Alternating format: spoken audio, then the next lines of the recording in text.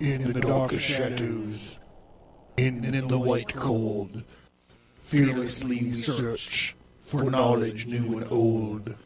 We drink the strong spirits and read ancient tomes, the order of the Abercast. We are the brave and bold.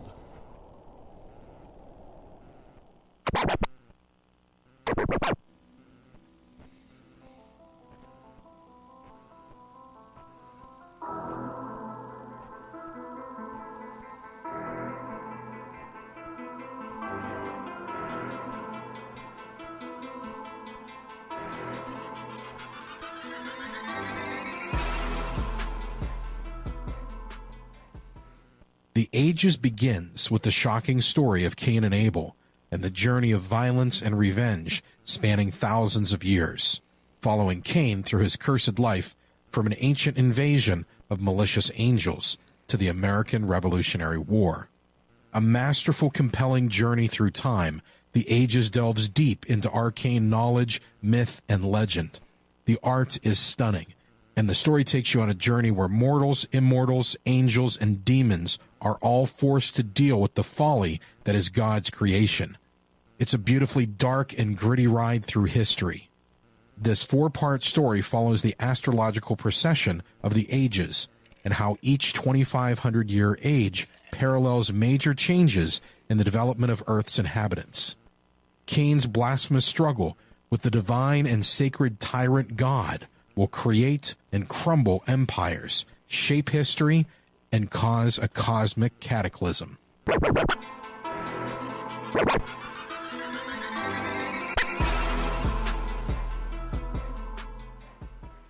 You said that you should not have. If you were president now, in 2018, with everything that's going on with the metoo movement, how would you have approached the accusations differently? Well, I don't think it would be an issue because people would be using the facts instead of the imagined facts. If the facts were the same today, I wouldn't. In 1998, President Clinton shocked the world, first denying, then admitting to an affair with then White House intern Monica Lewinsky.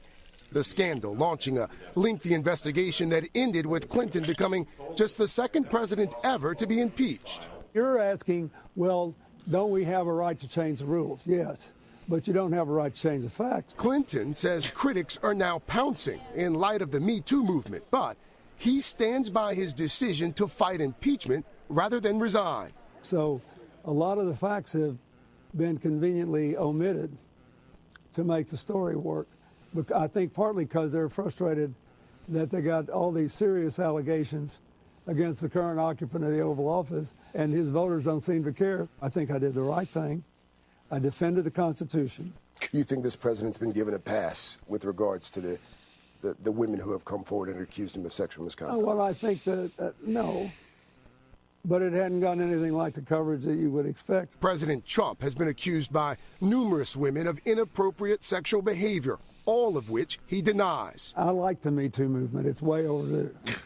I think that it doesn't mean I agree with everything. I still have some questions about some of the decisions which have been made. This March, Monica Lewinsky penned an op-ed in Vanity Fair taking responsibility for her part in the scandal, but also admitting that years later she was diagnosed with PTSD from the unrelenting public scrutiny. One of the things that this Me Too era has done, it's forced a lot of women to speak out. One of those women, Monica Lewinsky, she wrote in an op-ed that the Me Too movement changed her view of sexual harassment. Quote, "He was my boss. He was the most powerful man on the planet. He was 27 years my senior. With enough life experience to know better, he was at the time at the pinnacle of his career while I was in my first job out of college." He can't believe that this guy's asking him these questions. Now, do you think differently or feel more? His body language is hilarious. No, I felt terrible then, and I came to grips with it. Did you ever apologize to him? No, yes, and nobody believes that I got out of that. All right, this is supposed to be the cold open, and I'm supposed to just let it go. But so this is from USA Today or the Today Show or some whatever bullshit. So James Patterson and Bill Clinton wrote a book called The President's Missing or something like that. And now they're doing press trying to get the book. Because why else would you try to write a book with Bill Clinton, but you think you could get some press out of it. So they're sitting there. James Patterson is so angry. He looks like a big toe with glasses on. He is so mad. And this guy, I guess, blindsided Clinton. Instead of talking about this book that Clinton was supposedly helped write. You know, James Patterson writes these mystery thrillers or whatever. And the name of the book they're promoting is called The President's Missing, I think. But they don't ask James Patterson anything. They're not asking anything about the book. They get Clinton and Patterson to sit down, and this guy starts talking to Bill Clinton about the metoo movement and his history he's talking solely probably about Monica Lewinsky and probably Jennifer Flowers, the ones that are sort of accepted out there. Like Jennifer Flowers, 6 years after the scandal, he was under oath and he admitted to it. You know, not that the media ever really said anything about it or reported that. So they're talking about just these kind of like these surface ones. We're going to get into a lot more of them. But so they're not talking about, you know, the instances of sexual harassment. They're talking about him taking advantage of an intern when he was the most powerful man on the planet. So just take that into consideration when you hear this. And he's about to melt down. He does this thing now where he'll just start talking in circles, and it's like listen to Obama. It's just this vacuous wandering around his brain, trying desperately to like reach out and like to grab something that makes some kind of sense. So I didn't want to interrupt, but I want to put this kind of in context, and I just needed to answer.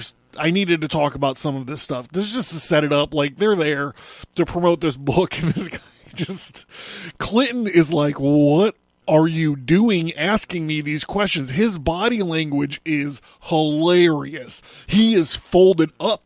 He's looking down. He does that a lot, though. He always looks down his nose at people when they challenge him, which is hilarious because no one ever challenges Bill Clinton. But rarely is there an instance where someone will deign to challenge Bill Clinton. But we'll finish this out, and then I'll actually get into the episode. I'm sorry for interrupting this. It's against my rules, but whatever. Here we go.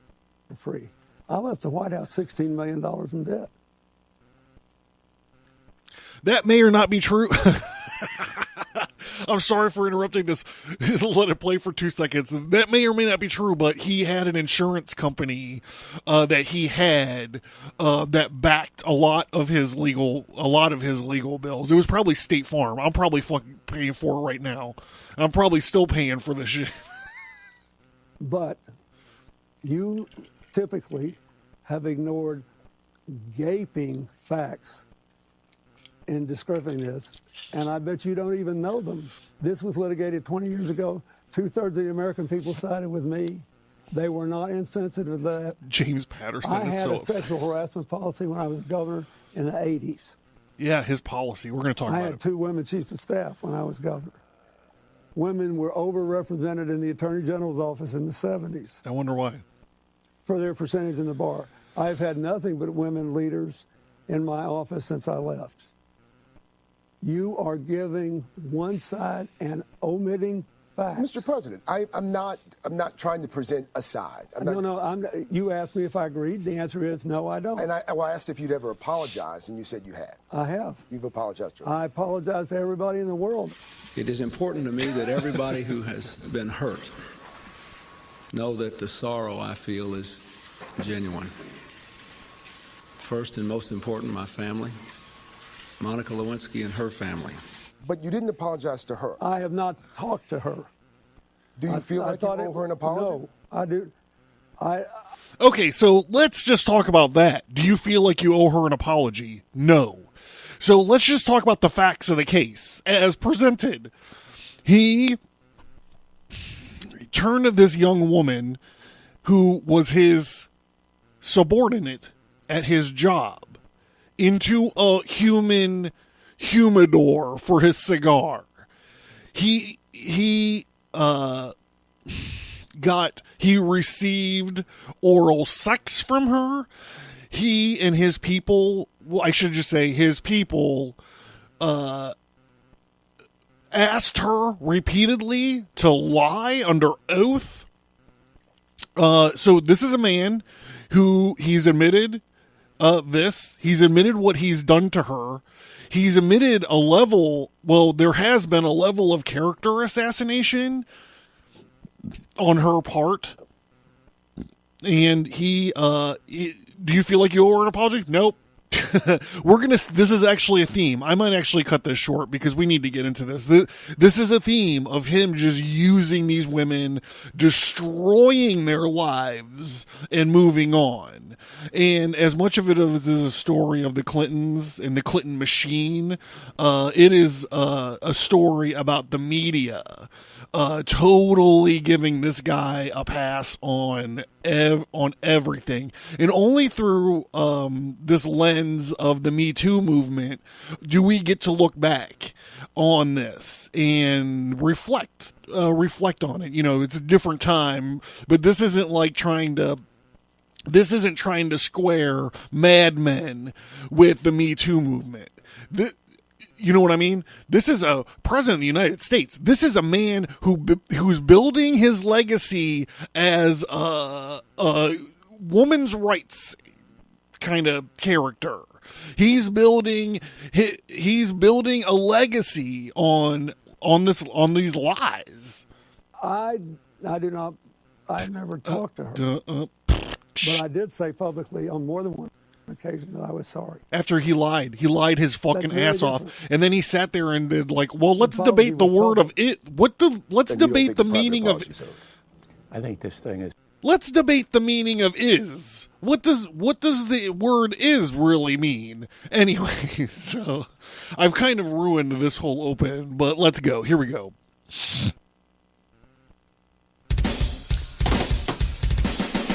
Boom!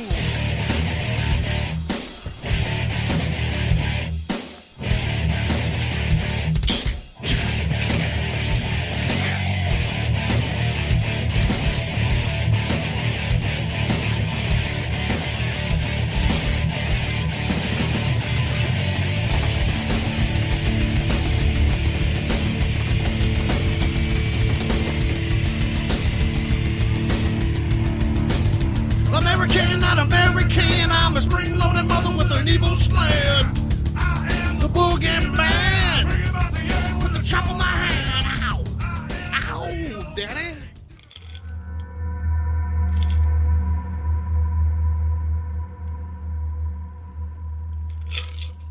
The Abercast. Occult. History. Conspiracy. Violence.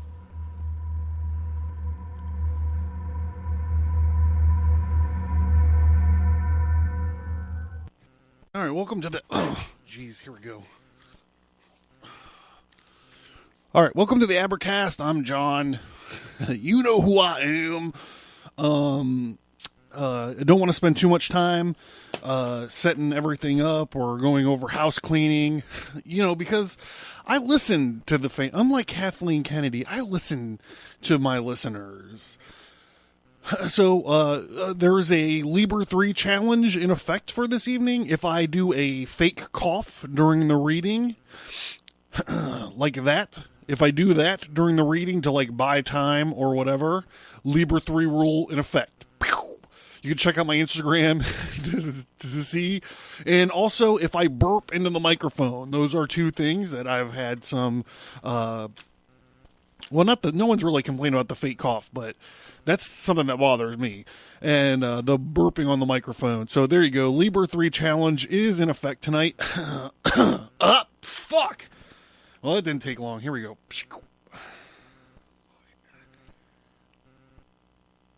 All right, there we go. There's the first one. What are we? 14 minutes into the episode. Oh, shit, I better get on it. Okay, we have a 5-star rating today, which is awesome. Thank you so much. It's called So Good! Exclamation point times 3 by Jonesy8888. God damn it. There is a lot of info, and it all checks out. Very cool, non-conformist host. Thank you very much. I appreciate that. As I Liber 3 my arm here again. Boy, this is going to be a mess. It's going to be a mess. I'm going to have a lot of explaining to do. So I'd like to encourage everyone to rate and review on iTunes. Check out the website, stigmatastudios.com, or you can just go to abercast.com. All the links to the social media are down there at the bottom. And what else? Patreon.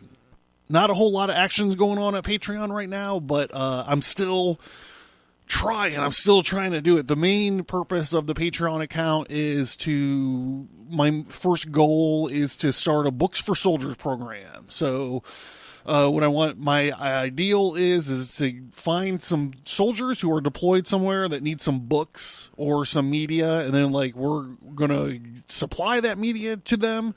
But I need help. I'm already tied into the Books for Soldiers places. I'm actually involved in 2 of them. God, I want to cough so bad.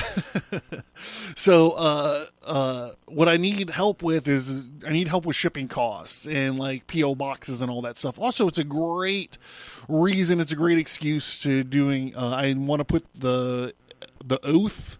I want to get the oath printed on some,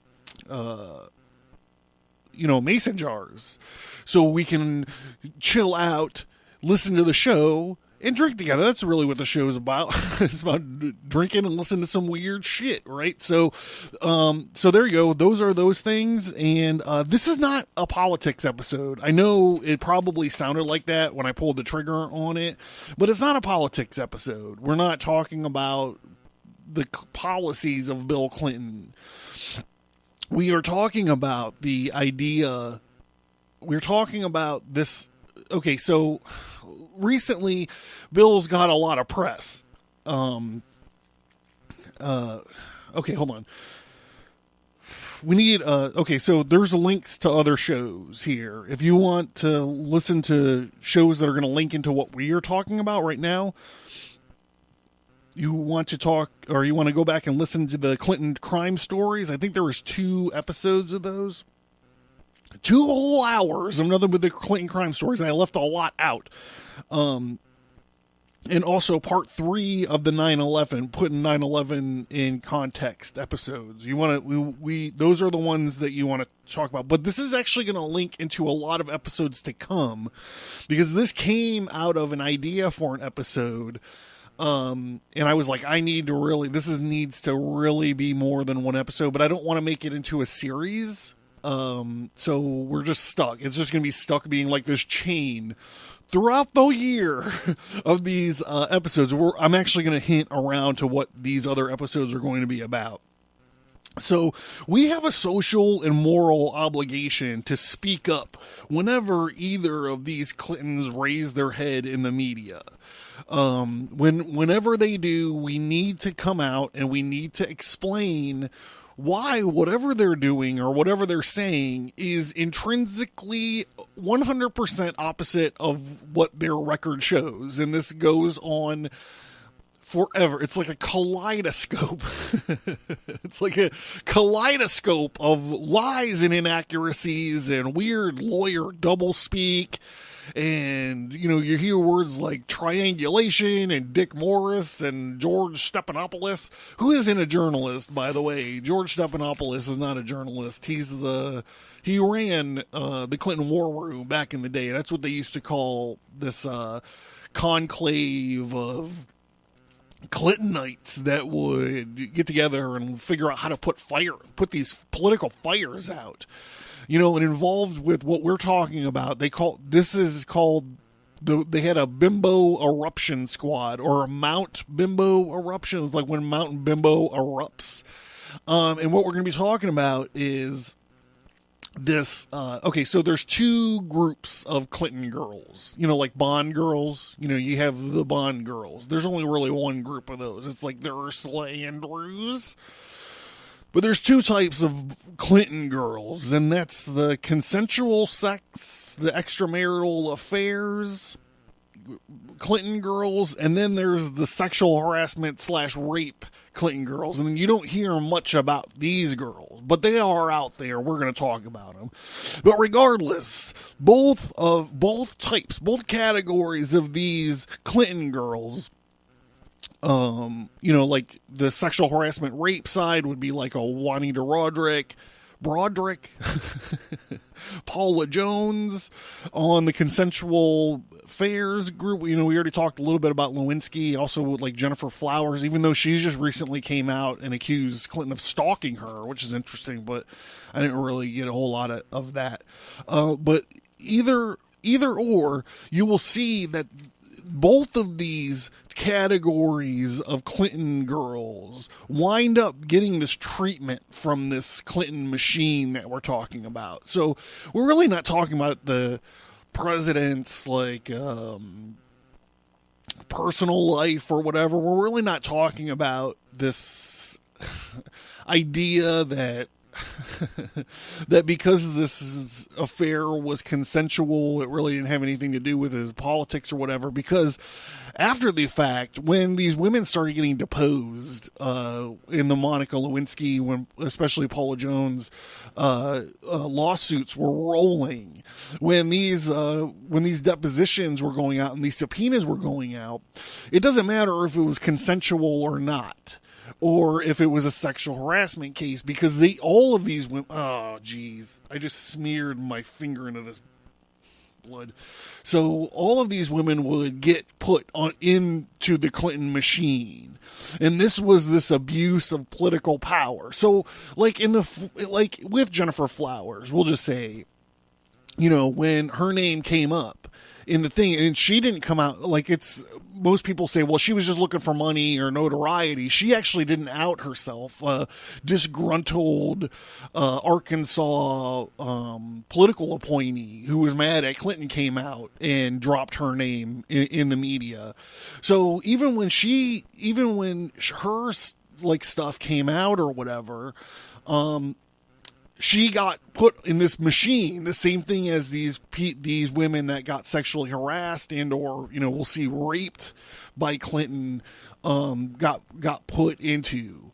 So whether it was consensual or not doesn't necessarily matter to our conversation. We're talking about the conspiracy to wield political and bureaucratic power to shut these people up. Hiring of private investigators, using Arkansas state troopers as thugs, or to procure and transport women to get drugs, to using the IRS to harass and audit these women once they've been named or deposed or subpoenaed, discrediting these women and assassinating their character. That's what we're talking about. So whether you're like, oh, Bill was just a white knight, and he was just, this cad, he's just this cad who's married to this battle axe, and who would blame him for strutting around town? He was the most powerful man in Arkansas, whatever that means, or the most powerful man in the world. I mean, whatever that means as well. So whether you forgive him of his how is it? Your dalliances, whether you forgive him or whatever for that, we really should look at how these women were treated once they started, and you'll see this over and over again, that they didn't necessarily out themselves. They were named under oath in these other lawsuits against him, and drug forward, and we'll see over again and over and over again. We'll see some of them really walk a fine line while they're under oath to try not to perjure themselves, and also to not get in trouble with the machine. Where some other of them are open and they're very vocal about what had happened to them. So, all the while, you know, this guy gets to come off and build his legacy as like some kind of women's rights sort of president, you know. Yeah, so we're just going to get into this. I need to lube up before I accidentally cough again. I'm already 2 slashes in.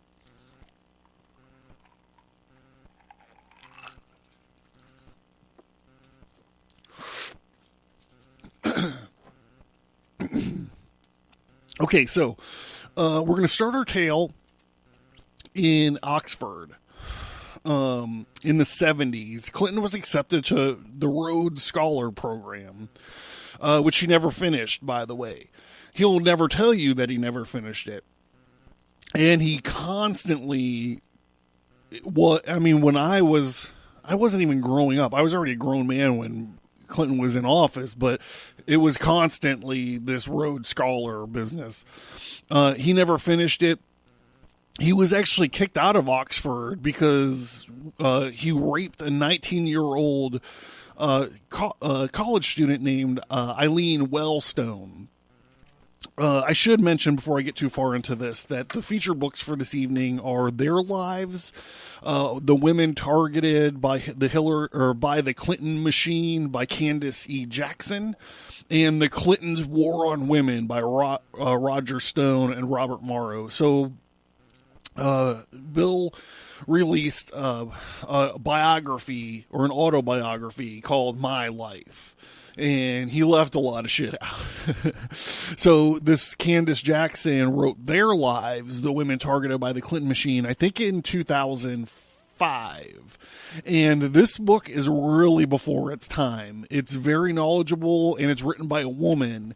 So a lot of it, you could see a lot of frustration on how the media handled Bill as opposed to handling everything else. She talks about how at the end of the day, the special prosecutor, or the special investigator, I can't remember what his title, Ken Starr, the Americans thought less of Ken Starr at the end of the day, or about the Republicans at the end of the day than they did Bill Clinton.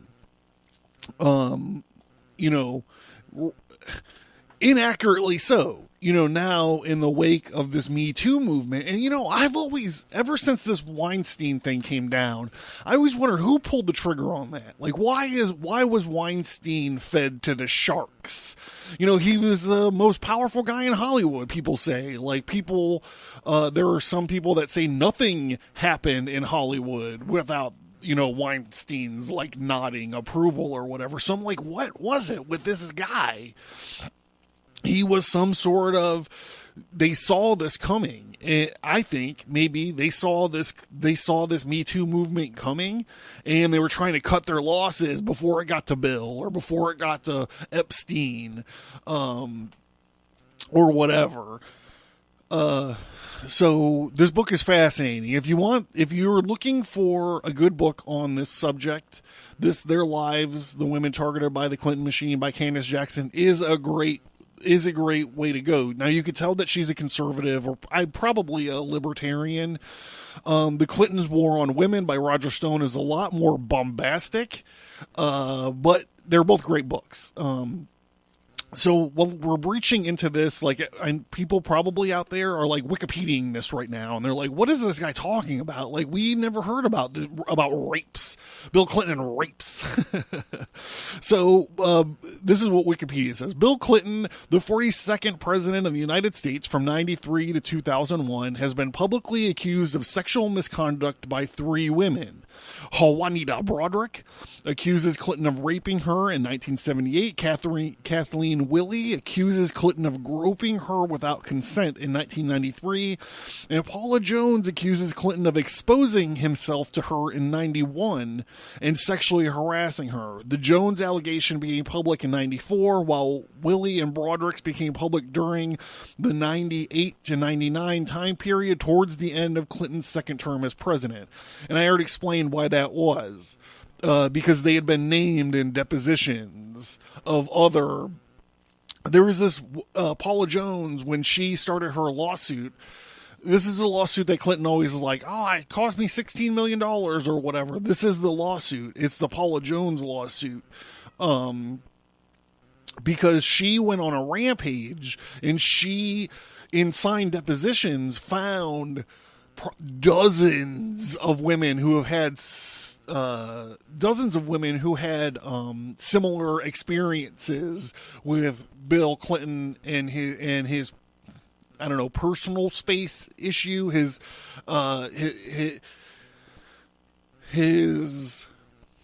physicality, his, I don't know, taking liberties. I don't know what the political correct way of saying it is, but she found dozens of women that have had similar experiences, and she tried to subpoena them all. A lot of them tried to fight it, but wound up not being able to. So that's why when you're like, well, the guy was president in 93, why did it take them till 99 to come out? That's it. They were trying to stay away because they had been being harassed. They had been being audited. Weird. Like in one case, a dead cat was involved. I mean, you think that that's wild, but I mean, when we get to the end of this episode, I'm already running long. This is going to be long as shit.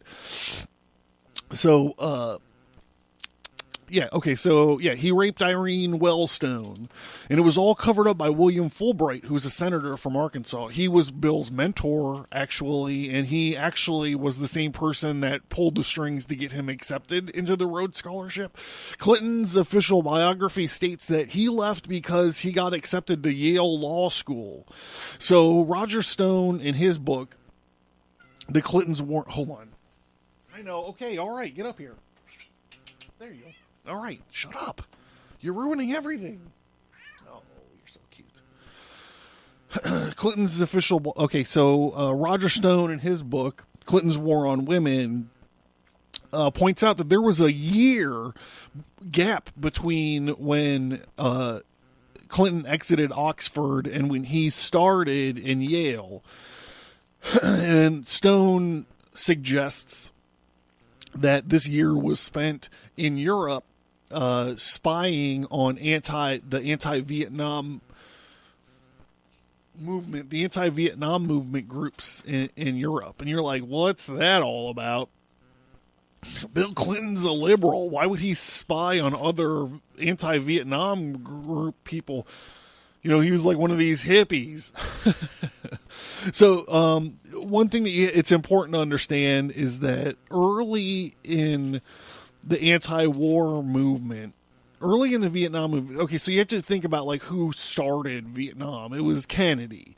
A lot of the anti-war movement stuff in the beginning was they were conservative. It was a conservative movement. It wasn't only until like the CIA started creating this counterculture. Okay, so look, hey, if you also want to learn more about this episode ties into a bunch of shit. You can go and you can learn all about the the sunshine acid. You can go back to the episodes about culture creation, CIA funding, Jackson Pollock. You can find all that stuff in our back catalog and get more and more context into all this. But it wasn't until the CIA started creating this counterculture and this neo-paganism or whatever, neo-shamanism, whatever you want to call it, that it turned into a leftist movement. So a lot of people, when they talk about MK Ultra or they talk about the CIA involvement into these things, they try to explain, or one of the theories is they tried to make it laughable. They tried to make it laughable so people wouldn't take it seriously. And I mean, I don't know if you believe that or not. There's a lot more to be read and to be understood about that. Oh, Jesus.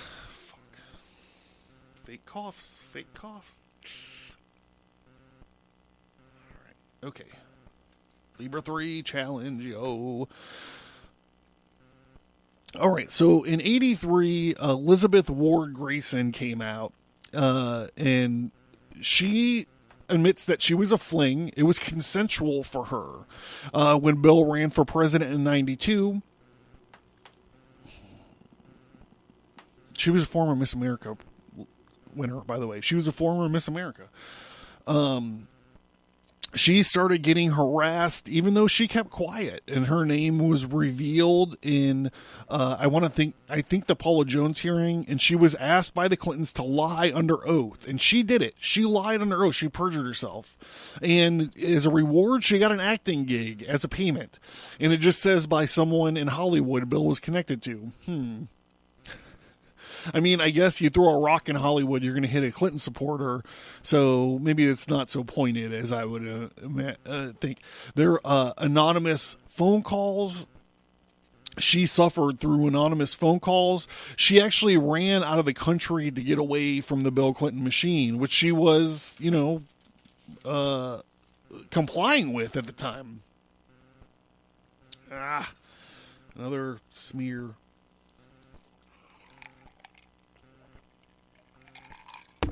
All right, so that's all the consensual relationships that we're going to talk about. We're going to get into the more sexual harassy rape stories. And this is awful. I'm sorry to laugh about that. This is an article from 1999, The Guardian. So a lot of these people, I should mention this too, a lot of these women that came out and the media wouldn't interview them or give them any play, a lot of them got a lot of play in England, in Australia. A lot of European papers were very interested with what these women had to say. Not so much here in the States. I wonder why. You can go back and listen to the Project Mockingbird episode. This whole thing's just going to be a link to other episodes. All right, so... okay. That was a real one. I was clearing my throat because I'm about to read. Clinton accused of 1978 hotel rape from The Guardian. This is by Martin Kettle. February 19th, 1999. First published Friday, February 19th, 1999. Just a week after his acquittal in the Senate impeachment trial, Bill Clinton faces a fresh scandal about his past sexual conduct after a former campaign worker alleged that he raped her 21 years ago. Juanita Broderick, who now runs a nursing home business in Arkansas, told the Wall Street Journal that Mr. Clinton raped her in the Camelot Hotel in Little Rock in 1978. And when he was the state attorney general, the newspaper reports that Mr. Clinton persuaded Miss Broderick to have coffee with him in her hotel room during the conference of a nursing home administrators in 1978. She alleges that he then forced her onto the bed, held her down, bit her lips, and raped her. So this is something that you see if you dive deep enough into this. There's at least 4 rape victims that claim that Clinton bit their lips like this. And it's weird. It's a weird thing, dude. It's just fucking weird. And they all also explain his O face. Like they explain his man parts have a certain, I don't want to say deformity. They have a certain, his dick has a certain feature. There, I said it. But they also talk about like the veins, how the veins on his face and how his face turns red. And I guess you could say that about everybody. I mean, whatever. But this, at least for women talking about this lip biting fetish is weird. One of them actually said that he almost bit it through. I don't know. I'm just saying, I'm just talking. I'm just saying what they said. When it was over, Miss Broderick claims that Mr. Clinton told her that he should not worry because he was sterile due to a bout of childhood mumps. So here we have this interesting thing. He was sterile, but he has a daughter. So what does that mean? I mean, I don't know. I'm not doing a whole episode on Chelsea Clinton and Webster Hubbell. I'm not doing it. I'm also not doing an episode on Bill Clinton and his illegitimate black, I should say, his illegitimate mixed abandoned love child. I'm not doing an episode on that either. Miss Broderick is not directly quoted in the journal. Okay, so actually, maybe she does say, Mr. Clinton's sterility claims. She was like, that's the last thing on my mind. I wasn't thinking about pregnancy or about anything. I felt paralyzed and I was starting to cry. She added, the part that always stays on my mind is the part where he puts his sunglasses on and he looked at me and said, you better put some ice on that, and left. That's crazy. Norma Rogers, a friend of Miss Broderick, told the Journal that she found the alleged victim in a state of shock. In reported speech, she is said to have alleged that Miss Broderick's lips were discolored and swollen to twice their normal size, and the crotch of her tights were torn. She just stayed on the bed and kept saying, I can't believe what happened. Mrs. Rogers said. Mrs. Broderick's story has been the subject of rumors for years and was widely circulated in 1992 when Mr. Clinton was running for president. Until now, she had refused to speak about the incident and denied the story in an affidavit to lawyers for Paula Jones, who brought sexual harassment case against Clinton in 94. Remember what I said? After these depositions were out, a lot of them were trying to stay out of it because they had already been harassed. On January 20th, Miss Broderick finally gave NBC television what is said to be her first media interview confirming the original rape allegation. Though scheduled for airing on the 29th, NBC interview has not been broadcast. NBC has described it as a work in progress, leading to the rumors that the White House had put pressure on the network to withhold the story. This is something that the Clinton White House did a lot. Even when they were out of office, they did it. After 9/11, they did I can't remember what, I believe it was ABC, because I remember I was like Disney, but they did, really? But they did a made-for-TV movie called The Pathway to 9/11, where they covered a lot of the stuff that I covered on my episode 3 of the 9/11 episodes, where Clinton just had this pathological resistance to nail these terrorists. Thinking that it was a legal issue rather than a defense issue, I guess I should say. Anyhow, they went through this and they actually made Sandy Berger out to be quite the villain, if I remember correctly. He was either the villain or the hero. I can't remember. But Sandy Berger was the guy who also, after 9/11, snuck into the National Archives and got a bunch of documents regarding Osama bin Laden and Bill Clinton, and he stuffed it down his pants and ran out of the building with it. He actually got in a little bit of trouble. Just a little bit. You know, it's just the National Archives. The allegations come at a time when many of those involved in the past year's presidential crisis, including Monica Lewinsky, Linda Tripp, and Jennifer Flowers, are telling their stories to books and media interviews. Mrs. Broderick has also claimed that in 91, she was called out of a meeting to discover Mr. Clinton waiting for her. She said that he told her he wished to apologize and asked what he could do to make things up with her. And Mrs. Broderick said that he could do nothing and just walked away shortly after Clinton announced his presidential bid. That's all very interesting to me. Very, very interesting.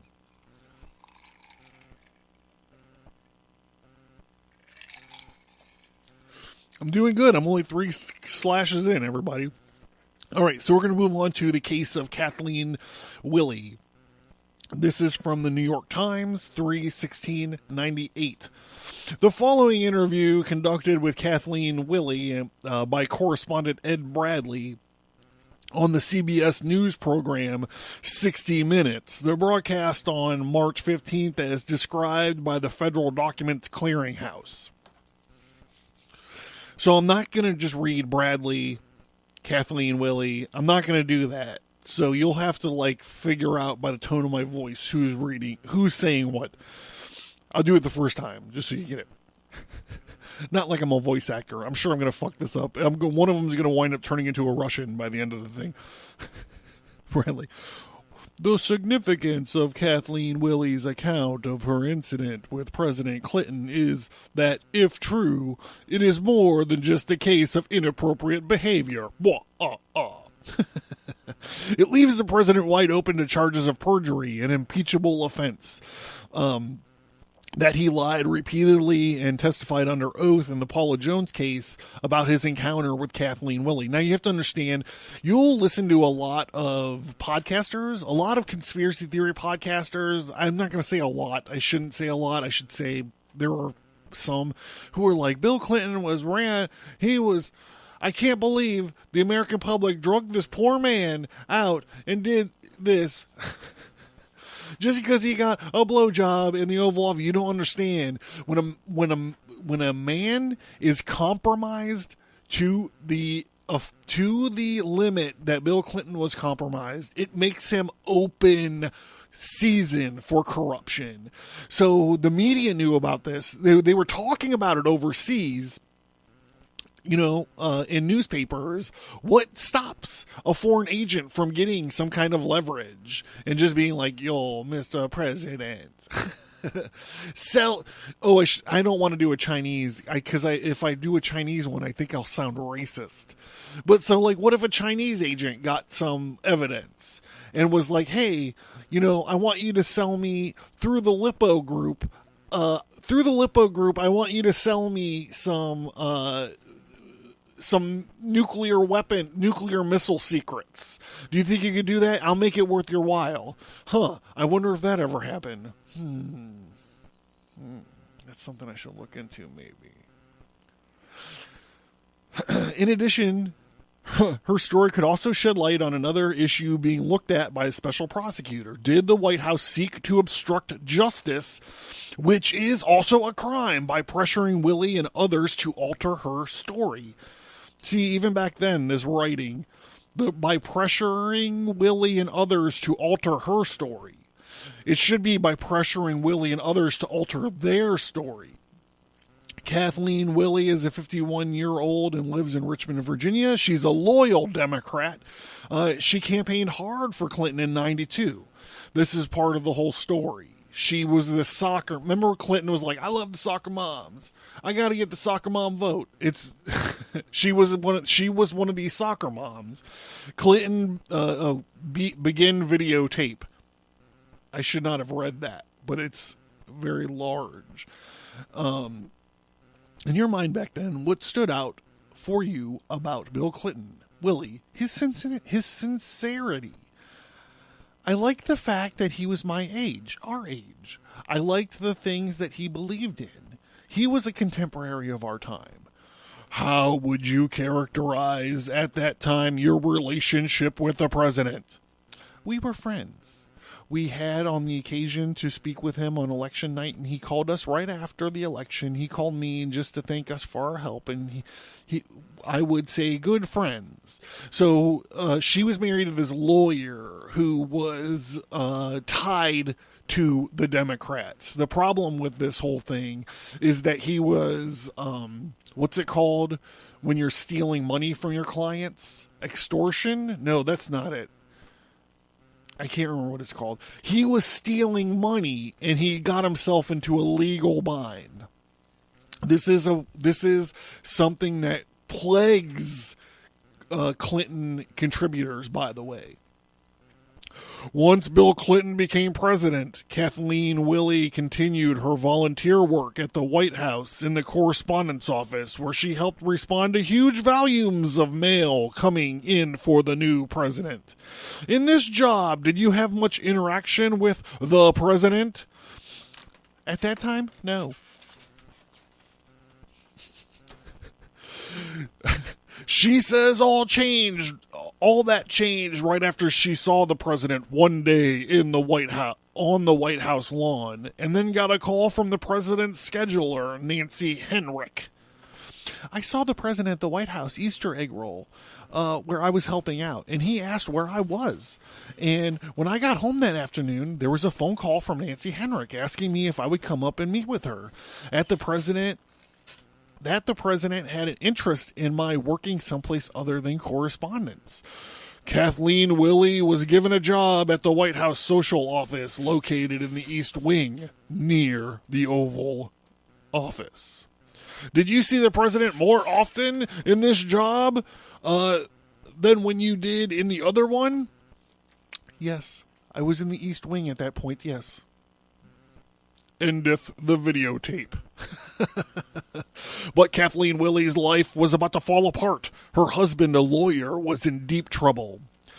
He was under investigation for embezzling. That's the word I was looking for. He was an embezzler from his clients. And the Willys family finances were in shambles. So you notice Doug Bradley is just stepping over landmines in this story. He's like, he was just a lawyer who was in deep trouble. He was embezzling money from his clients. And where's the sentence that says he was a gigantic Clinton supporter? He was a huge Democrat supporter. He was on first name basis with the president. You notice he just skips over all that. He's like an M1 tank, just rolling through that landmine field. Kathleen Willey told her husband she needed to do something about it and that she was going to see her, quote, good friend, unquote, President Clinton.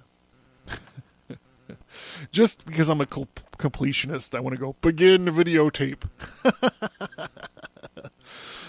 I told him that I was going to go to Washington and ask the president for a full-time paying job. And you felt comfortable doing that? Yeah, absolutely. What you are about to hear is what Kathleen Willey says behind closed doors that day. That says happened behind closed doors that day between her and President of the United States inside the Oval Office. So let me ask you to take me through it. It doesn't say... Oh, wait, hold on. Should it say stop videotape? I don't know. I've become obsessed with critiquing the reporting. Okay, so let me ask you to take me through this step by step. What happened when you went into the Oval Office? I went in, the president was at his desk, and I sat down in the chair across from him. I obviously looked very distraught. He asked me what was wrong, and I told him that I was a really serious problem and that I would need his help. And he said, would you like a cup of coffee? And I said, yes, I would. So he walked to a door on the other side of the Oval Office, which led into the hallway, into a small galley kitchen, and there was a steward there, I remember. And the president took a coffee cup down from the pantry and a Starbucks coffee cup, and I remember he poured me a coffee, poured himself a cup of coffee, and we started walking back down the hall towards the Oval Office, and he said, why don't you come here into my study and we can talk better in here? And I stood and leaned, and I was leaning against the door jamb, and he was in his office, and we stood facing each other, and I told him what had happened. I didn't give him all the details. I told him that my husband was in a financial difficulty, and that things were at a crisis point, and that my volunteer days were over. I needed a regular paying job, and he could help me. And did he seem sympathetic? Did he say, yes, he could help you? Yeah. Well, he did seem sympathetic. He was listening, and I had the feeling that somehow distracted. I was talking to him, but he was not really listening. But I know that he did. He knows how distraught I was and how upset I was, and I was very worried.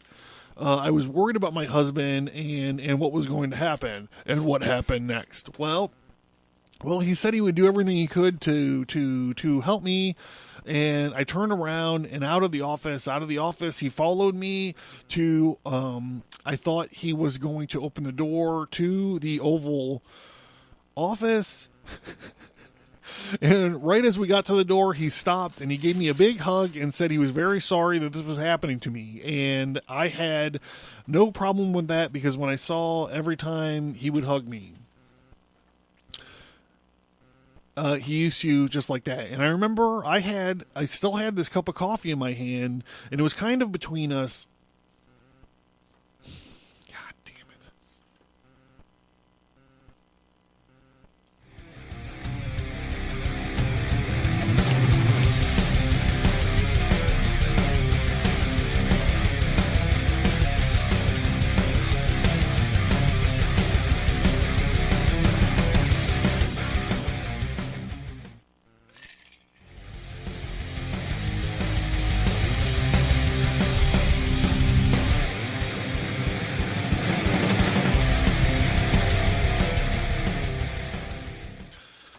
I mean, he was not concerned about it. And then he kissed me on my mouth, and he pulled me closer to him. And I just remember thinking, what in the world is he doing? I thought, what is he doing? And I pushed back away from him, and he is a big man. And he had his arms, and they were tight around me, and he touched me. Touched you how? Well, he touched my breast and my hand, and I was startled. I was just, and this wasn't an accidentally grazing touch. Does it sound like an accidentally grazing touch? And then he whispered, he said in my ears that I've wanted to do this ever since I've laid eyes on you. And I remember saying to him, aren't you afraid that someone's going to walk in here? Then he said, no, I am not. And then he took my hand and he put it on him. And that's when I pushed it away and I decided it was time to get out of there. When you say he took your hand, right, he put it on him, hum, on him where? On his genitals. He was aroused? Yes. He was. Yes. And what were you thinking? Well, I was thinking it's kind of a weird shape. No, I'm just kidding. Well, I was there, and I was all kinds of things going through my mind. When I think back on, okay, so we get the idea. Did you feel intimidated? I did not feel intimidated. I just felt overpowered. Did you ever say, stop, get away from me? I just pushed him away. I pushed him away, and I said, I think I better go. So we get the kind of idea here. Actually, his move through most of his career, especially in the early years, was he would just pull his dick out and be like, hey, come on. So when you read some of this stuff and you're like, well, what would they say? He gave me a sexual advance inappropriately. That's what you should see. You should see Bill Clinton just dropping trow and being like, huh, look. I mean, I'm sorry. It's terrible, and I don't mean laugh about it, but I'm here to entertain everybody, too, as long as I give you guys information. So, you know, I'm not laughing at these victims of this awful crime.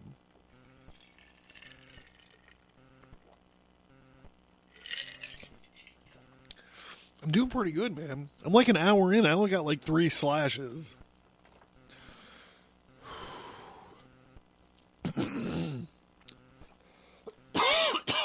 That was a real one.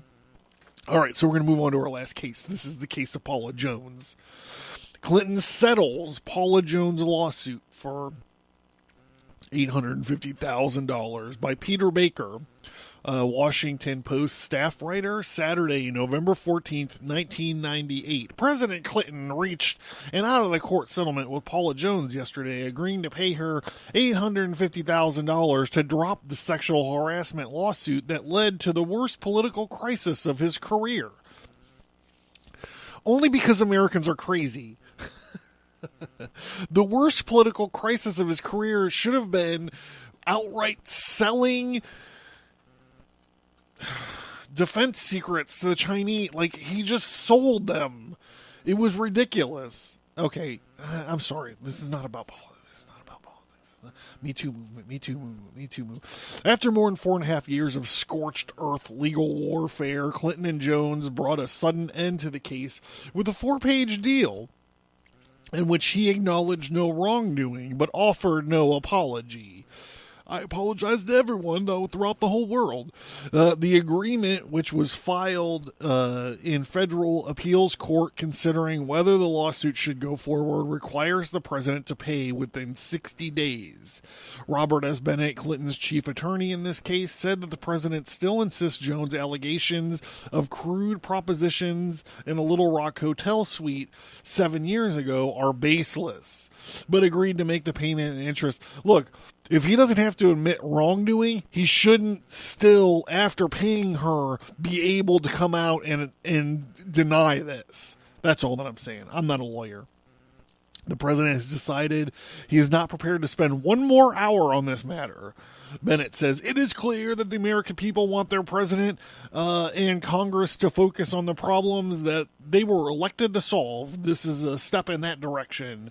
The settlement foreclosed the possibility that Clinton's personal life would be reopened for public inspection on the sensational trial that the lawsuit dismissed in April has reinstated.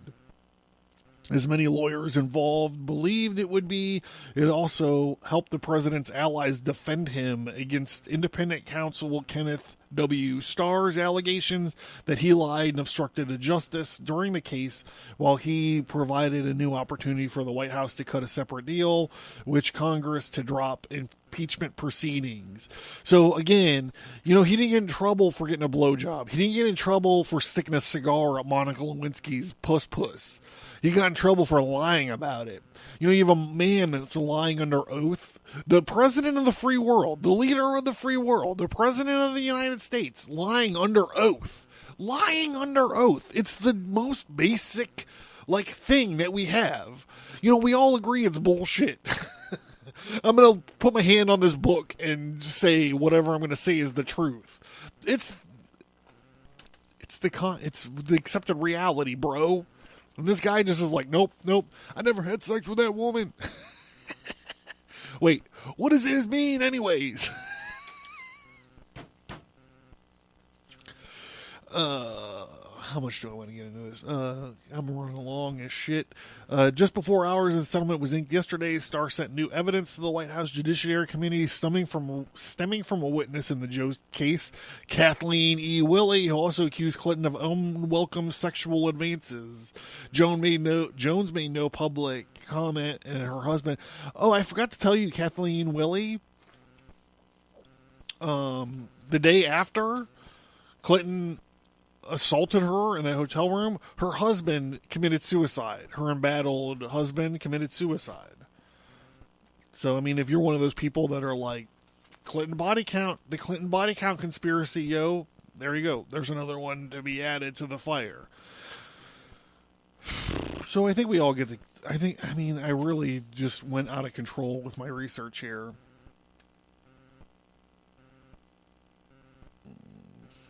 All right, so yeah, we're going to end this. I'm pretty amazed that I only got 3 slashes with my Libra 3 challenge tonight. Come on. Maybe I should burp just for one more, just to let you guys have it. The last burp you'll ever hear on the Abercast. Okay, well, remember to check out abercast.com or stigmatastudios.com. There's some cool comic book stuff on there, and there's some cool stuff with podcasts that I'm working on. Find the social media links down. I'll be posting some, maybe one picture of this Libra 3 challenge, the aftermath of this Libra 3 challenge, and what else? Patreon, trying to get this Books for Soldiers thing lined up. So if you're interested in that, please hit me up. Also, I'm looking for a reason to get these mason jars printed out with the Abercast oath on them. Also, there's some t-shirts and stuff, other stuff going on.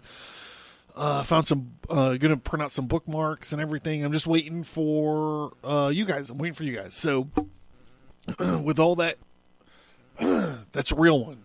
All right. If you don't believe me.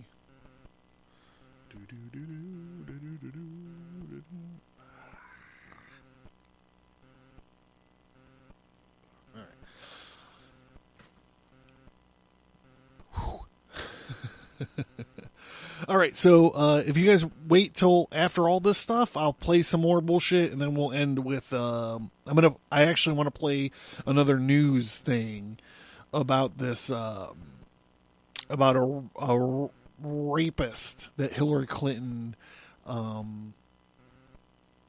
defended back in the days, like back in the 70s or something. She was caught laughing about getting this rapist off, and it's awful video. It's actually on it's actually on a CNN thing, which is like crazy. But so just hang in there with this, and then we'll get to that, and then we'll wrap up with fucking Fight from Soda Jerk, just like always. And thank you guys. I love you. Thank you for listening to this, and I appreciate it. Find me on social media. Hooty hoo.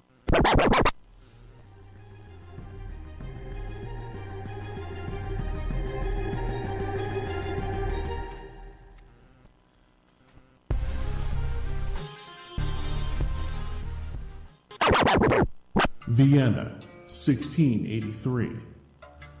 Today is September 11th, 1683. The mighty army of the Ottoman Empire, led by the savage and radical terror troops of the Dar al-Harb, surround the walled city of Vienna and begin a siege to break the golden apple of Europe and kill, enslave, or convert all of its inhabitants. The valiant citizens stand against the tyrannical army with the steadfast leadership of Count Ernst Rudiger von Stromberg, the help of the ever-living rebel Cyrus the Dead Guy, and the hopes of the faraway King Jan Sobieski III and his army of flying hussars. The Vienna 1683 comic is available right now from Stigmata Studios at stigmatastudios.com and on indieplanet.us.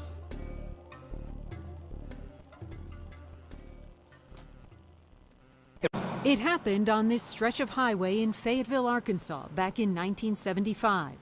A 12-year-old girl brutally attacked by a 41-year-old man. They were reportedly in his pickup truck after midnight and parked in a ravine. That's where she says he beat and raped her. The sixth grader ended up in the emergency room. The young lawyer called on to defend the suspect in the case was none other than Hillary Rodham. Just 27, she had moved to Arkansas to be with her then-boyfriend, Bill Clinton. Hillary Rodham was running the legal clinic at the University of Arkansas in Fayetteville. The defendant, Thomas Alfred Taylor, who denied the charge, had requested a woman lawyer. So the judge appointed the future Mrs. Clinton. It would be her first criminal defense case. Maylin Gibson was the prosecutor at the time. The day after she was appointed, in fact, she called me and wanted to know if I could get her unappointed. She didn't want to represent the rapist. Despite her objections, Clinton immersed herself in Taylor's defense, as she was legally obligated to do. In this affidavit seeking a psychiatric evaluation of the victim and signed Hillary Rodham, the rookie lawyer painted the victim as emotionally unstable, suggesting she'd brought false accusations like this before, that she fantasized about older men, and that experts say to her laugh, describing the moment she delivered her forensic expert's findings to the prosecutor. I handed it to Maylin Gibson. I said, well, this guy's ready to come to New York for this miscarriage of justice. Those recordings were played for the victim by Josh Rogan during his interview. Her reaction was anger. When I heard that tape, I was pretty upset. You lied on me, and you're supposed to be it for women? Do you call that for women? What you done to me? And I heard you on tape laughing. There is another piece of audio that Clinton's critics have pointed to for some time. Clinton on the same tape laughing about her client passing a polygraph. He took a lie detector test. I had to take a polygraph, which he passed, which forever destroyed my faith in polygraphs.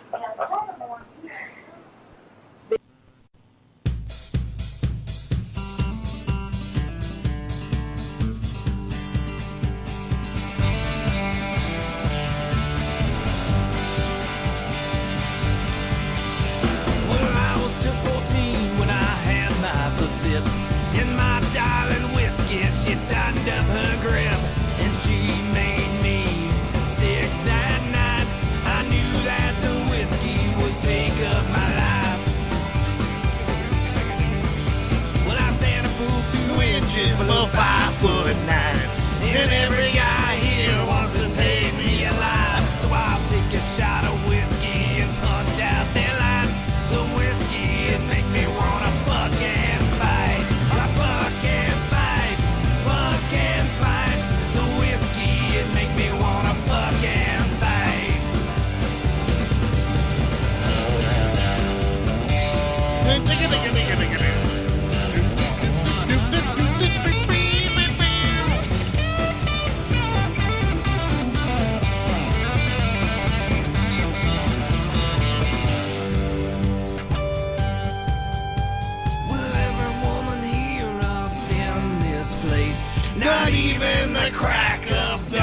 safe.